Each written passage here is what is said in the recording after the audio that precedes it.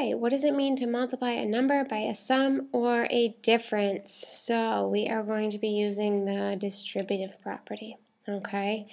Now, what does it mean? 2 times x plus 3 means we have x plus 3 twice.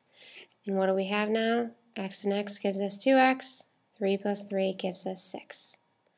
All right, so that is what it means to multiply 3 times this parentheses of 2x plus 1. Means we have 2x plus 1 3 times. Okay, that gives us 2x plus 2x plus 2x is 6x. 1 plus 1 plus 1 is 3. Now, the distributive property tells us really that to get this outcome of 2x plus 6, you have to distribute that 2 through. 2 times x is 2x. 2 times 3 is 6. On the right one, 3 times 2x is 6x. 3 times 1 is 3. And they match. Okay, here, those are the same. So you can distribute it. Okay, that's all that we're doing here. So when we have 5 times 4x minus 9, yes, you can write out 4x minus 9 5 times and figure that out. Or you can say, okay, 5 times 4x is 20x minus 5 times 9 is 45. And you can look at that as a negative 9. 5 times negative 9 is negative 45. Okay, you never want to forget that negative if it's in there. The next one, 12 times 6 minus 1/2 x. Well, distribute. 12 times 6 is 72. 12 times negative 1/2 x. Well, 12 times negative 1/2, 2 goes into 12 6 times negative 1 gives you minus 6x. The next example, we've got some different variables in here, but that's okay. 2 times 3x is 6x. 2 times positive 2y is plus 4y. And 2 times negative z is negative 2z. Okay, and the next problem, 1/4 times 16x minus 12y plus 4z. Yes, fractions are our friends and we're going to include them.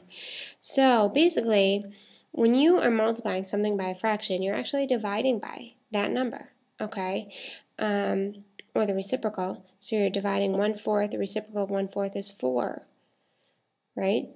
Let me backtrack a second and make sure you know what I'm talking about. If we have 1/4 times 16, that would be the same thing as when you multiply there, you get 16 over 4, so that's the same thing as dividing by 4. All right, so 16 divided by 4 is 4. And then you have negative 12y divided by 4 is negative 3y. And 4z divided by 4 is plus 1z. One thing to note here, 1z is the same as z. So either way you want to write that is fine. 4x minus 3y plus z is the same thing as 4x minus 3y plus 1z. Okay, when you just have a variable like x, that is the same thing as saying 1x. All right, those are the same. So right now, go ahead, pause the video, try these 4 problems. Okay, it is distributing. Take a second and do that. And next, we're going to go on to simplifying expressions. Now, this says be sure to combine like terms only. What are like terms? Okay, hopefully you have heard of that before. But like terms, something like 2x squared and negative 5x squared. Those are like terms. Same base, same exponent. Okay, something like 3a and negative 1/2 a. Same base, same exponent. They both have to the 1 exponent. You could also have terms like 5mn and 10mn. Okay, those are like terms. They have m times n. Or x and negative 3x. Those are like terms. Anything, same base, same variable.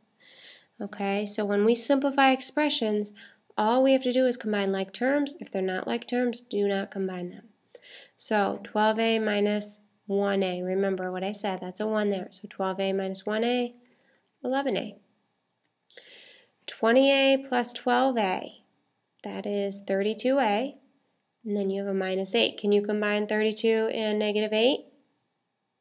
No, they are not like terms. Okay, the 8 does not have an a with it. So 32a minus 8. The next one, we need to use the distributive property first. However, if you look at this, what is xy plus xy? Yeah, 1xy plus 1xy is 2xy. We're going to multiply that times 4. So you have 10xy minus 4 times 2xy. 4 times 2xy is 8xy. So 10xy minus 8xy is 2xy. And last problem, 4x plus 1/4 times 16x minus 20y. Order of operations tells us to multiply first. So we distribute 1/4 times 16x. Remember, that's like saying 16 divided by 4, so that's 4x. 1/4 times negative 20y. 20 divided by 4, you get negative 5y. So you have 4x plus 4x, which is 8x, minus 5y. Cannot combine those. That is not 3x, y.